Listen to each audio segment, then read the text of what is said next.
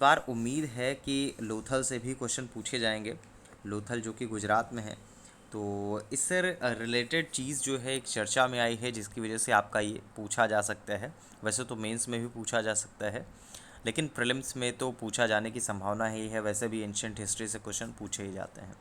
तो हाल ही में संस्कृत मंत्रालय और जो पत्तन पोत परिवहन है, ईवा जलमार्ग मंत्रालय, उसने गुजरात के लोथल में राष्ट्रीय समुद्री विरासत परिषद के सहयोग हेतु एक समझौता ज्ञापन पर साइन किए हैं। इससे आपका जो सिंधु घाटी सभ्यता है उससे रिलेटेड कुछ चीज़ें चर्चा में आई हैं। जैसे हड़प्पा सभ्यता के रूप में जो प्रचलित सिंधु घाटी सभ्यता है, लगभग 2500 ईसा पूर्व दक्षिण एशिया के पश्चिमी भागों में समकालीन पाकिस्तान और पश्चिमी भारत में विकसित हुई थी। सिंधु घाटी सभ्यता जो है करीब 4 प्राचीनतम सबसे बड़ी शहरी सभ्यताओं में से एक थी, और अन्य शहरी सभ्यताओं में से मेसोपोटामिया, मिस्र और चीन जो है ये शामिल थी। तो यह मूल रूप से एक शहरी सभ्यता थी जहां लोग सुनियोजित और बेहतर तरीके से निर्मित कस्बों में रहते थे, जो व्यापार के केंद्र भी थे। यहाँ सड़कें जो थी चौड़ी थी, विकसित थी, और जल निकासी जो है बहुत अच्छी व्यवस्था थी। तो कुल मिलाकर लोथल से क्वेश्चन पूछा जा सकता है प्रीलिम्स में, और मेंस में तो रिलेटेड इससे क्वेश्चन पूछा ही जा सकता है। लिखिएगा, लिखिएगा, लोथल गुजरात में है। लोथल गुजरात में स्थित एक पत्तन है। लोथल गुजरात में स्थित एक पत्तन है। नेक्स्ट है, एक तरफ लिखिएगा स्थल और एक तरफ लिखिएगा खोजकर्ता। स्थल और एक तरफ लिखिएगा खोजकर्ता। Harappa Dayaram Sahni. Harappa Dayaram Sahni. Harappa Dayaram Sahni. Hastinapur B B Lal. Hastinapur B B Lal. Taxila Taxila John Marshall. Taxila John Marshall. Kausambi MC Majumdar. Kausambi MC Majumdar. MC Majumdar. एक तरफ लिखिएगा बस्ती और एक तरफ लिखिएगा नदी। बस्ती और एक तरफ लिखिएगा नदी। हड़प्पा रावी नदी। हड़प्पा रावी नदी। कालीबंगा घग्गर नदी। कालीबंगा घग्गर नदी। लोथल भोगवा। लोथल भोगवा। रोपड़ सतलज। रोपड़ सतलज। देखिए, संविधान का जो आर्टिकल 292 है अभी चर्चा में आया है। रीज़न क्या है उसके बारे में बात करें तो अभी हाल ही में रिफॉर्म लिंक्ड बोरोइंग विंडो है, उसके बारे में चर्चाएं आई हैं। भारतीय राज्य जो है रिफॉर्ड लिंक्ड बोरोइंग विंडो के कारण वित्तीय वर्ष 2020-21 में करीब 1.0 लाख करोड़ रुपए का अतिरिक्त उधार लेने में सक्षम थे, और अर्थव्यवस्था पर कोविड-19 की महामारी के प्रतिकूल प्रभावों से निपटने के लिए राज्यों को अतिरिक्त छूट प्रदान करने की घोषणा भी की गई थी। इसमें आपका 2 आर्टिकल प्रावधान जो हैं शामिल हैं। इसमें आपका आर्टिकल 292 है जिसमें केंद्र सरकार द्वारा उधार लेना शामिल है, और आर्टिकल 293 जिसमें राज्य सरकारों द्वारा उधार लेना शामिल है। और तो आर्टिकल 293 के बारे में बात करें, 293(3) के बारे में बात करें तो कि इसके अनुसार पहले से ही केंद्र सरकार के ऋणी राज्य सरकारों को और उधार लेने से पहले केंद्र सरकार की सहमति लेने की आवश्यकता है। तो आपको सिर्फ लिखना क्या है, आर्टिकल 292 और 293 अगर एग्जामिनेशन में आए तो डायरेक्टली आपको पता होना चाहिए इसके बारे में। लिखिएगा आर्टिकल 292। आर्टिकल 292 इसमें केंद्र सरकार द्वारा उधार लेना शामिल है। इसमें केंद्र सरकार द्वारा उधार लेना शामिल है। आर्टिकल 293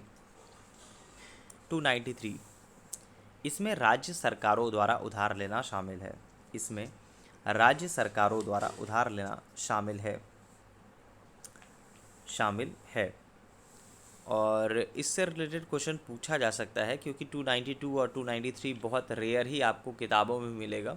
बेयर एक्ट आप लेंगे तब आपको मिल जाएगा, और जो अच्छी अच्छी किताबें हैं उसमें तो आपको मिल जाएगा जहाँ पे सारे आर्टिकल्स दे रखे हैं। लेकिन अगर आप देखेंगे कि महत्वपूर्ण और अनइम्पॉर्टेंट के क्षेत्र में, तो अभी तक 292 और 293 के बारे में बहुत ज़्यादा क्वेश्चन पूछा ही नहीं गया है कभी। तो पूछे जाने की संभावना इस तरह से नहीं बनती, लेकिन ये चर्चा में आया है इस वजह से पूछा जा सकता है।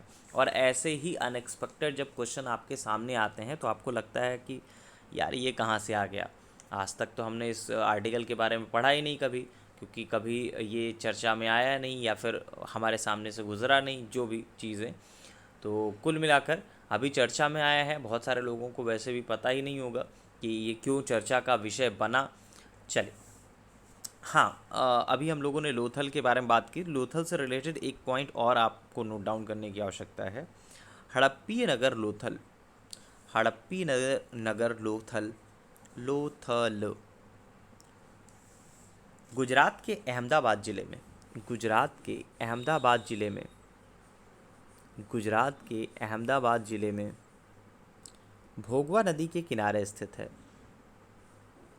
भोगवा नदी के किनारे स्थित है। और यहाँ की सर्वाधिक महत्वपूर्ण, और यहाँ की सर्वाधिक महत्वपूर्ण, यहाँ की सर्वाधिक महत्वपूर्ण उपलब्धि हड़प्पा कालीन बंदरगाह है, हड़प्पा कालीन बंदरगाह है, हड़प्पा कालीन बंदरगाह बंदरगाह है। नेक्स्ट है, गौतम बुद्ध के बारे में बात करें तो गौतम बुद्ध को एशिया के ज्योतिपुंज के तौर पर जाना जाता है। और गौतम बुद्ध के जीवन पर एडविन अर्नोल्ड ने द लाइट ऑफ एशिया नामक पुस्तक की रचना की थी। लिखिएगा, गौतम बुद्ध ने गौतम बुद्ध ने गौतम बुद्ध को गौतम बुद्ध को एशिया के ज्योतिपुंज के तौर पर, एशिया के ज्योतिपुंज के तौर पर जाना जाता है, जाना जाता है। गौतम बुद्ध के जीवन पर, गौतम बुद्ध के जीवन पर, गौतम बुद्ध के जीवन पर एडविन अर्नोल्ड ने, एडविन अर्नोल्ड ने द लाइट ऑफ एशिया नामक काव्य पुस्तक की रचना की थी, द लाइट ऑफ एशिया नामक काव्य पुस्तक की रचना की थी। नेक्स्ट है, आपको याद होगा मिशन कर्मयोगी के बारे में। मिशन कर्मयोगी अभी एक बनाया गया था, तो इसके बारे में पहले बात कर लेते हैं। ये थोड़ा सा चर्चा में आया है फिर से, होपफुली आपके एग्जामिनेशन में पूछा जाए। फ़िलहाल पीसीएस मेंस में पूछा जा सकता है सेकंड पेपर में। तो अभी तक सारे जो सब्जेक्ट्स हैं उनके सिलेबस के बारे में डिस्कस कर लिया है, और अब इसका जो मेंस आंसर राइटिंग प्रोग्राम है वो स्टार्ट हो जाएगा। तो हाल ही में अपने महत्वाकांक्षी मिशन कर्मयोगी के माध्यम से जो प्रमुख नौकरशाही में सुधार लाने की बात कही गई, तो सुधार लाने में सरकार की मदद करने के लिए 3 सदस्यीय टास्क फोर्स का गठन किया गया। हमारे लिए इम्पोर्टेंट क्या है उसके बारे में हम बात कर लेते हैं, बाकी तो मिशन कर्मयोगी आप कहीं से भी पढ़ सकते हैं। जो मिशन कर्मयोगी है उसका उद्देश्य सही दृष्टिकोण, कौशल और ज्ञान के साथ भविष्य के लिए जो सिविल सेवा का निर्माण करना है, जो न्यू इंडिया की दृष्टि से जुड़ा हुआ है। और इसका जो उद्देश्य है वो भारतीय सिविल सेवकों को और भी अधिक रचनात्मक, सृजनात्मक, विचारशील, नवाचारी, अधिक क्रियाशील, प्रगतिशील, ऊर्जावान, सक्षम, ये सब भविष्य के लिए तैयार करने की ज़रूरत है। इस मिशन का कारण क्या था? देखिए, वर्तमान में जो नौकरशाही है उसको नियम, अधिविन्यास, राजनीतिक हस्तक्षेप जैसी चुनौतियों का सामना करना पड़ रहा है, और सिविल सेवाओं की यथास्थिति को बदलने और लंबे समय से लंबित जो सिविल सेवा सुधार है उसको लागू करने के लिए इसका बनना एक कारण था। तो कुल मिलाकर आपको समझ में आ गया कि ये आपके लिए महत्वपूर्ण क्यों है। मिशन कर्मयोगी वैसे भी आपके लिए ज़रूरी है, करंट अफेयर्स में भी पूछा जा सकता है। और दूसरा, अगर आप पीसीएस की ही तैयारी कर रहे हैं, स्टेट लेवल की एग्ज़ामिनेशन की ही तैयारी कर रहे हैं, तो आपको इसके बारे में तो पता होना ही चाहिए गवर्नमेंट क्या क्या उनके लिए, आप लोगों के लिए बना रही है। नेक्स्ट है, नेक्स्ट पॉइंट में लिखिएगा, जैन संस्थापकों को, जैन संस्थापकों को तीर्थंकर, जैन संस्थापकों को तीर्थंकर, जबकि जैन महात्माओं को, जबकि जैन महात्माओं को निर्ग्रंथ कहा गया है, निर्ग्रंथ कहा गया है। जैन धर्म में कुल 24 तीर्थंकर माने जाते हैं। जैन धर्म में कुल 24 24 तीर्थंकर माने जाते हैं, तीर्थंकर माने जाते हैं। और जैन धर्म के प्रथम तीर्थंकर ऋषभदेव थे। जैन धर्म के प्रसिद्ध प्रथम तीर्थंकर ऋषभदेव थे, ऋषभदेव थे। पार्श्वनाथ, पार्श्वनाथ जैन धर्म के 23वें तीर्थंकर माने जाते हैं। पार्श्वनाथ जैन धर्म के 23rd तीर्थंकर माने जाते हैं, तीर्थंकर माने जाते हैं। इनका जन्म काशी में हुआ था, इनका जन्म काशी में हुआ था। इनके पिता अश्वसेन काशी के राजा थे। इनके पिता का अश्वसेन काशी के राजा थे, काशी के राजा थे। नेक्स्ट पॉइंट है, एलोरा के गुफाओं के बारे में बात करें तो राष्ट्रकूट शासक बहुत अच्छे निर्माता हुआ करते थे। उन्होंने महाराष्ट्र के औरंगाबाद ज़िले में स्थित एलोरा गुफाओं का निर्माण कराया और ये गुफाएं जो हैं अपने शैलकृत स्थापत्य के लिए विश्व प्रसिद्ध हैं। वर्ष 1983 की बात है, यूनेस्को द्वारा इसे विश्व धरोहर स्मारक घोषित किया गया था। तो लिख लीजिएगा, एलोरा गुफाओं का निर्माण, एलोरा गुफाओं का निर्माण राष्ट्रकूटों ने कराया था, राष्ट्रकूटों ने कराया था। एलोरा गुफाओं का निर्माण राष्ट्रकूटों ने कराया था।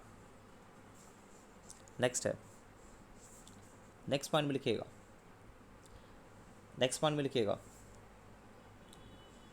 सूर्य मंदिर के बारे में चर्चा में आया था पिछले साल, और कोणार्क का जो सूर्य मंदिर है उसके बारे में लिखिएगा। सूर्य मंदिर कोणार्क में स्थित है, सूर्य मंदिर कोणार्क में स्थित है। बस इतना ही लिख लीजिएगा, सफिशिएंट है। एक तरफ लिखिएगा ऐतिहासिक स्थल और एक तरफ लिखिएगा राज्य, ऐतिहासिक स्थल और एक तरफ लिखिएगा राज्य। भीमबेटका मध्य प्रदेश, भीमबेटका मध्य प्रदेश। सोर टेम्पल तमिलनाडु, सोर टेम्पल तमिलनाडु। हम्पी, हम्पी कर्नाटका, मानस असम, हम्पी कर्नाटका, मानस असम। नेक्स्ट है,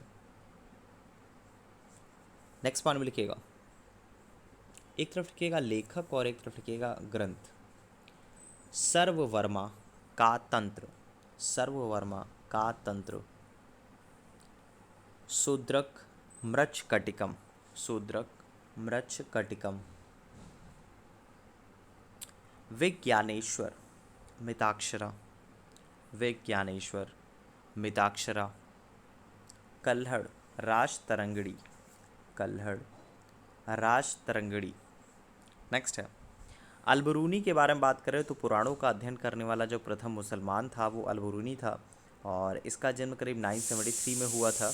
और ये खीवा जो प्राचीन ख्वारिज़्म है इस देश का रहने वाला था, और महमूद गजनवी के साथ ही भारत आया था।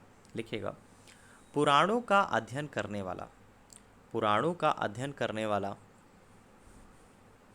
प्रथम मुसलमान अलबरूनी था, प्रथम मुसलमान अलबरूनी था, प्रथम मुसलमान अलबरूनी था। नेक्स्ट है, अब बात करेंगे जल शक्ति अभियान 2 के बारे में। तो जल शक्ति मंत्री ने सभी जो सांसद हैं उनसे आग्रह किया है कि वह अपने अपने निर्वाचन क्षेत्र और राज्यों में चल रहे जल शक्ति अभियान कैच द रेन अभियान का कहीं ना कहीं समर्थन करें। तो लिखिएगा, विश्व जल दिवस 22 मार्च 2021, विश्व जल दिवस 22 मार्च 2021 के अवसर पर, के अवसर पर, के अवसर पर जल शक्ति अभियान 2, जल शक्ति अभियान 2 की theme catch the rain, catch the rain where it falls, where it falls when it falls, where it falls when it falls विषय के साथ शुरू किया गया था, विषय के साथ शुरू किया गया था, विषय के साथ शुरू किया गया था। रिलेटेड क्वेश्चन पूछा जा सकता है आपके एग्जामिनेशन में, पता होना चाहिए।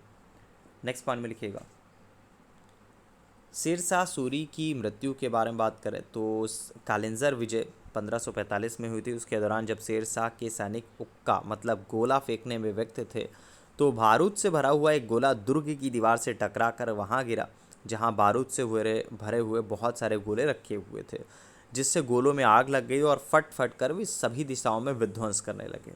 तो शेरशाह जो है वहाँ से अधजला बाहर निकला। फिलहाल दुर्ग जीत लिया था उसने, लेकिन यही जीत के लिए शेरशाह का बोल सकते हैं कि ये अंतिम हो गई। तो 22 मई 1545 की बात है, उसका कालिंजर में ही देहांत हो गया। और कालिंजर का जो अभियान है वो शेरशाह का अंतिम अभियान था। उस समय वहाँ का जो राजा था वो आपका कीरत सिंह था। लिखिएगा, शेरशाह की मृत्यु शेरशाह की मृत्यु कालिंजर में हुई थी। शेरशाह की मृत्यु कालिंजर में हुई थी और उसकी मृत्यु के समय वहाँ का राजा और उसकी मृत्यु के समय वहाँ का राजा और उसकी मृत्यु के समय वहाँ का राजा कीरत सिंह था। कीरत सिंह था। नेक्स्ट पॉइंट है आर्टिकल 263। आर्टिकल 263 अंतर्राज्यीय परिषद। अंतर्राज्यीय परिषद नॉर्मली हम लोग सिर्फ इतना डिस्कस कर लेते हैं कि अंतर्राज्यीय परिषद आर्टिकल 263, इसके बारे में थोड़ी सी बात कर लेते हैं। देखिए, भारतीय संविधान के आर्टिकल 263 के तहत केंद्र राज्य संबंधों में विवाद का समाधान करने और परस्पर सहयोग के क्षेत्र के विकास के उद्देश्य से राष्ट्रपति एक अंतर्राज्यीय परिषद की स्थापना कर सकता है। सरकारी आयोग की सिफारिश के अनुसरण में 28 मई 1990 को राष्ट्रपति के आदेश के तहत अंतर्राज्यीय परिषद का गठन किया गया। परिषद का जो वर्तमान जो संगठन है उसमें अध्यक्ष जो होगा प्रधानमंत्री होगा, सदस्य जो होंगे वो सभी राज्यों के मुख्यमंत्री होंगे, विधानसभा वाले संघ राज्य क्षेत्रों के मुख्यमंत्री और बिना विधानसभा वाले जो संघ राज्य क्षेत्र हैं उनके प्रशासक तथा राष्ट्रपति शासन वाले राज्यों के राज्यपाल। ठीक है, ये सदस्य होंगे। केंद्रीय मंत्रिपरिषद से कैबिनेट रैंक के करीब 6 मंत्रियों को प्रधानमंत्री द्वारा सदस्य के रूप में नामित किया जाना है और कैबिनेट रैंक के 4 मंत्री सदस्यों के रूप में अस्थायी आमंत्रित होंगे। तो ये लिखने की ज़रूरत नहीं है, बस आप इतना लिख लीजिएगा, आर्टिकल 263 अंतर्राज्यीय परिषद। नेक्स्ट है सरकारी आयोग के बारे में बात करें तो केंद्र राज्य संबंधों पर विचार करने तथा उनको सुदृढ़ करने हेतु सुझाव देने के लिए न्यायमूर्ति RS सरकारिया की अध्यक्षता में जून 1983 में एक आयोग का गठन किया गया था। पी शिवरामन तथा डॉक्टर SR सेन इसके अन्य 2 सदस्य थे। लिखिएगा, केंद्र राज्य संबंधों पर विचार करने के लिए केंद्र राज्य संबंधों पर विचार करने के लिए केंद्र राज्य संबंधों पर विचार करने के लिए न्यायमूर्ति RS सरकारिया की अध्यक्षता में जून 1983 में एक आयोग का गठन किया गया। जून 1983 में एक आयोग का गठन किया गया। एक आयोग का गठन किया गया। पी शिवरामन तथा doctor SR Sen P Sivaraman तथा डॉक्टर SR सेन इसके अन्य 2 सदस्य थे। इसके अन्य 2 सदस्य थे। इसके अन्य 2 सदस्य थे। नेक्स्ट पॉइंट है शरीर में आयरन की अगर कमी हो जाए तो उसके बारे में है। तो शरीर में लोहे मतलब आयरन की कमी से रक्तहीनता मतलब एनीमिया की बीमारी हो जाती है। लिखिएगा, शरीर में आयरन की कमी से रक्तहीनता मतलब एनीमिया की बीमारी हो जाती है। रक्तहीनता मतलब एनीमिया की बीमारी हो जाती है। एनीमिया की बीमारी हो जाती है। नेक्स्ट पॉइंट है नेक्स्ट पॉइंट में लिखिएगा, बंगाल के विभाजन के बारे में बात करें तो बंगाल के विभाजन के समय बंगाल का जो लेफ्टिनेंट गवर्नर था वो आपका सर एंड्रू फ्रेज़र था। तो सर तो हम नहीं लगाएंगे, लेकिन एंड्रू फ्रेज़र तो था ही। चलिए लिखिएगा, एंड्रूज हेंडरसन लीथ फ्रेज़र लीथ फ्रेजर भारतीय सिविल सेवा का अधिकारी था। भारतीय सिविल सेवा का अधिकारी था। इसने वर्ष 1903 से 1908 तक 1903 से 1908 तक बंगाल के लेफ्टिनेंट गवर्नर के रूप में अपनी सेवाएं दी थी। बंगाल के लेफ्टिनेंट गवर्नर के रूप में अपनी सेवाएं दी थी। बंगाल विभाजन ब्रैकेट में लिखिएगा 1905। बंगाल विभाजन ब्रैकेट में लिखिएगा 1905 की योजना में इसकी महत्वपूर्ण भूमिका रही है। की योजना में इसकी महत्वपूर्ण भूमिका रही है। नेक्स्ट पॉइंट है ख्वाजा मोइनुद्दीन चिश्ती के बारे में बात करें तो ख्वाजा मोइनुद्दीन चिश्ती जो थे वो आपका ख्वाजा उस्मान हारूनी के शिष्य थे। लिखिएगा ख्वाजा मोइनुद्दीन चिश्ती, ख्वाजा मोइनुद्दीन चिश्ती ख्वाजा उस्मान हारूनी के शिष्य थे। ख्वाजा उस्मान हारूनी के शिष्य थे। चलिए 29 जून 2021 नेक्सस जीएस स्पेशल क्लास के लिए इतना ही। और आप लोगों ने देखा कि एक दिन में कितने ऐसे पॉइंट्स हैं, कितनी ऐसी चीज़ें हैं जो करंट ओरिएंटेड होती हैं जीएस में। तो आपको दोनों चीज़ें ही मिक्सअप करके चलनी है, चाहे वो आपका करंट ओरिएंटेड जीएस हो, चाहे वो आपका रिवीजन हो। तो दोनों ही चीज़ें बहुत महत्वपूर्ण हैं और कोशिश ये करना चाहिए कि लिमिटेड पढ़ें और सॉलिड पढ़ें, और पढ़ें वही जो परीक्षा में आए, जो ध्येय वाक्य है नेक्सस जीएस का। और इसी ध्येय वाक्य के अधीन बहुत सारे जो हमारे प्री स्टूडेंट्स रहे हैं उनका सिलेक्शन हुआ है। नेक्सस जीएस की आन बान और शॉन संभव जैन साहब का नायब तहसीलदार के तौर पर चयनित हुए थे 2019 में। सचिन यादव जी 2020 में डिप्टी कलेक्टर के पद पर चयनित हुए हैं और रैंक 14 आई है, 14वीं रैंक आई है पूरे उत्तर प्रदेश में। इसके अलावा अखिलेश मणि त्रिपाठी जी का 2018 बैच में सिलेक्शन हुआ था। ठीक है, और अभी प्रीवियस में काफ़ी रिजल्ट्स आए हैं जिसमें आपका 4 लोग खंड शिक्षा अधिकारी में चयनित हुए थे, शीतल जी, अनुराग जी, आशुतोष जी और प्रीति जी। इसके अलावा यूपी पीसीएस 2017 में शिवानी जी, ज्योति जी। ठीक है, इसके अलावा जो आपका इसके प्रीवियस में समीक्षा अधिकारी का रिज़ल्ट आया था उसमें आपका वासुदेव जी, सिंधुजा जी, हरिओम जी, इन लोगों का सिलेक्शन हुआ था। तो कुल मिलाकर अगर आपने हमारा टेलीग्राम चैनल नहीं ज्वाइन किया है तो इस टेलीग्राम चैनल को ज्वाइन कर लीजिए। यहाँ पे आपको इन्फॉर्मेशन भी मिलती रहती है जो नेक्स्ट एग्ज़ामिनेशन है उसके परिप्रेक्ष्य में, और भी बहुत सारी नॉलेज की चीज़ें मिलती रहती हैं। करंट ओरिएंटेड डाटा आपको मिलता रहता है। तो बहुत सारा डाटा जो है वो डायरेक्टली टेलीग्राम पे अपलोड कर दिया जाता है। वैसे तो अब डेली 9 AM पर जो नेक्सस जीएस की तरफ से क्लास है वो अपलोड की जाती है। तो इस क्लास को भी आप लगातार सुने, देखें और ये सोचने की कोशिश करें कि हाँ किस तरह से क्वेश्चन पूछे जाते हैं हमारी परीक्षा में। ठीक है, तो कुल मिलाकर होपफुली आप लोग चीज़ें समझ चुके होंगे। पेड क्लासेस भी आपका इसी तरह से होती हैं, डेली 3 क्लासेस होती हैं और पहली 30 मिनट की होती है, दूसरी आपकी 20 मिनट की जैसे आज नेक्सस जीएस स्पेशल की थी आपके सामने, और तीसरी क्लास जो होती है करंट अफेयर्स की होती है, करंट अफेयर्स और हिंदी की। तो ये 3 क्लासेस होती हैं डेली, और इसके अलावा 1-2 पेज भेजे जाते हैं। करंट अफेयर्स का एक पेज भेजा जाता है। क्लास के अलावा आपको कुछ और पढ़ने की आवश्यकता नहीं पड़ेगी, और आपके टेस्ट के आधार पर बताया जाएगा जो आपका वीकली टेस्ट होता है। जैसे मंडे टू सैटरडे आप जो पढ़ते हैं तो वो आपका सैटरडे में टेस्ट होता है। तो वीकली टेस्ट के आधार पर आपको पर्सनली बताया जाता है कि हाँ आपके इतने नंबर अगर हैं तो आपको कुछ और पढ़ने की आवश्यकता है या फिर सिर्फ आपको क्लास करने की ज़रूरत है। वैसे मैक्सिमम बच्चे जो हैं वो क्लास से ही सेलेक्ट हो जाते हैं। रीज़न ये है कि उनके पास इतना टाइम ही नहीं होता है कि कुछ और चीज़ें वो पढ़ें। लेकिन अगर कुछ एडिशनल पढ़ना होता तो वो आपको क्लास में ही बता दिया जाता है कि आपको ये एडिशनल पढ़ने की ज़रूरत है, और वो भी आपको PDF फॉर्मेट में आपको दे दिया जाता है। ठीक है, तो लेकिन डाटा हमेशा लिमिटेड होता है। अगर आपको 4 पेज भी दिए जाते हैं तो 4 पेज में मार्क किया जाता है। आपने टेलीग्राम चैनल पर हमेशा देखा होगा जब भी पेज कोई शेयर किया जाता है उसमें मार्क लगा होता है, या तो मेरी हैंड राइटिंग में होता है, तो हैंड राइटिंग में होगा तो बहुत आसानी से आप उसको कैच कर लोगे कि हाँ सारा का सारा इंपॉर्टेंट है।